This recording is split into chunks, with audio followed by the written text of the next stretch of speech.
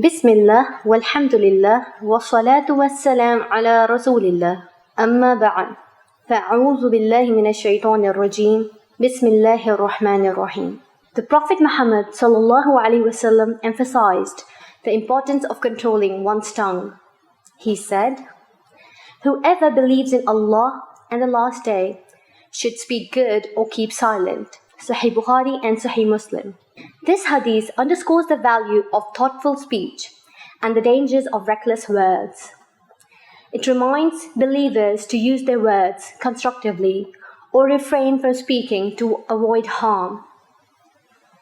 Reckless speech may ignite conflicts, spread falsehoods, or inflict deep emotional wounds that time struggles to heal. Like a sword, a sharp tongue cuts both ways, often leaving scars that linger long after the words are spoken. Use it wisely, for the tongue's danger lies in its ability to both build and destroy. وآخر دعوانا أن الحمد لله رب العالمين.